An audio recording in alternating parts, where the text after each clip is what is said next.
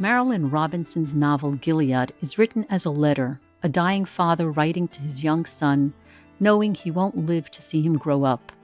It's a book about love across a vast distance.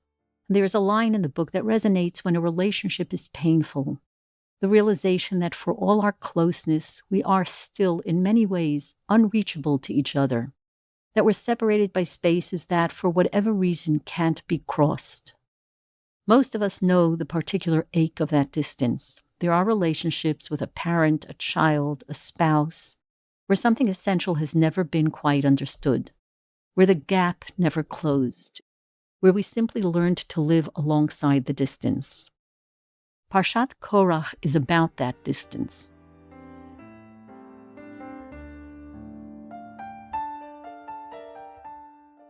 Welcome back to Torah in 7. I'm Bela Olidort. By the time we reach Parshat Korach, you find yourself thinking, wait, again? Haven't we been here before? We tend to think that conflict clarifies, that two people who fight their way through a crisis come out closer on the other side. But the Israelites keep returning to the same volatile place. We've followed them through a string of breakdowns in the relationship, but it hasn't brought them to a better understanding of God or of themselves. We discussed some of these in our recent podcasts, the constant complaining that begins as soon as they leave Egypt. They complain about the manna, they cry for meat, they cry for water, they cry against Moshe, they cry against the idea of going to the promised land. They cry sometimes for nothing at all. Each time, they provoke God's anger and bring punishment on themselves.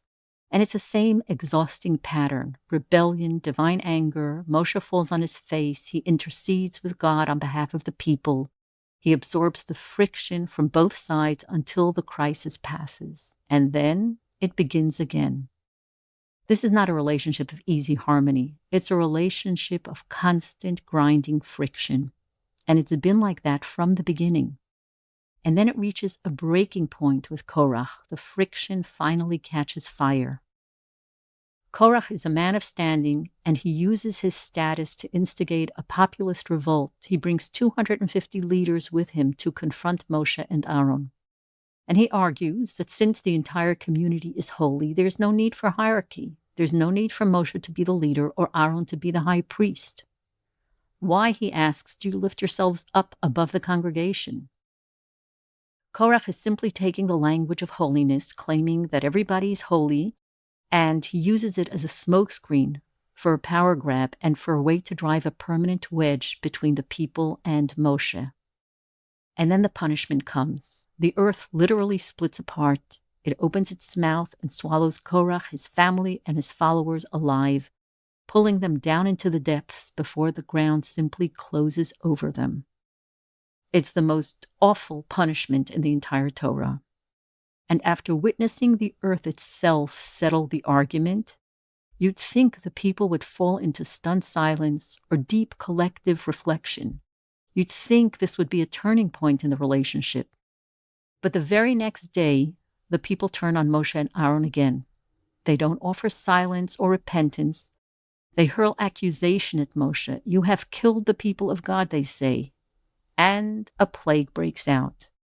Now Aaron has to run with incense into the midst of the congregation, literally standing between the living and the dead, to stop the plague. By then, 14,000 people have died. If we expect these ruptures to bring a breakthrough or heal the relationship, they really don't. The story just continues. And this is the pattern that Moshe has lived inside his entire adult life. He's a man who desperately loves both sides and can fully reach neither. He falls on his face for people who are at that moment trying to stone him. He argues for a nation that will the next morning accuse him of murder. And in the end, the man who spent his life bridging the gap dies on the other side of the Jordan, looking into the promised land. It's not a happy ending. But there's a moment earlier in the story that's really illuminating. It's in the book of Exodus, in Chumash Shmot, after the sin of the golden calf, the absolute lowest point in the journey, when God refuses to go forward with the people. Instead, God says, I will send an angel. I will send an angel before you, but I will not go in your midst. It was kind of a closing of the door, and Moshe couldn't accept it. Raw from the rejection, he makes a request he's never made before, not for the people this time, but for himself. He says, Har'eni na et kvodecha, show me your presence. It's the cry of someone who has given everything to a relationship and is asking the other, let me see your face. But God says, Lo tuchal lir'ot et panai, no, you cannot see my face. Instead, God puts Moshe in the cleft of a rock and shields his eyes as he passes by. You cannot see me as I am, God says, but you can see the traces of where I've been.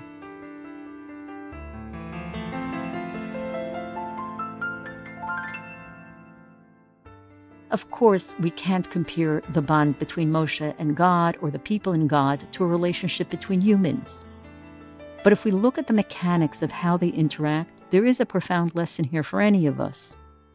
Sometimes the face of the other, their deepest thoughts, their internal landscape, the why behind their silence is simply closed to us.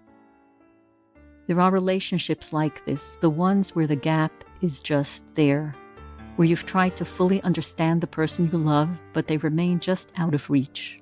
In those spaces, all you get is the aftermath, the traces they leave, the fragments from which you try to piece together who they are. Some relationships are never resolved. The gap never fully closes. And if that's true about a connection that's dear to us, that incompleteness is something we have to make our peace with. Because staying in the relationship, even when you're talking past each other, is its own kind of love. That's it for Torah in 7. If you'd like to go deeper, there's a companion study guide with Hebrew terms, sources, and additional readings for further learning at torahin7.substack.com. And if you'd like to dedicate an episode in honor or memory of someone, you can do that there too. Thank you for listening. Shabbat Shalom.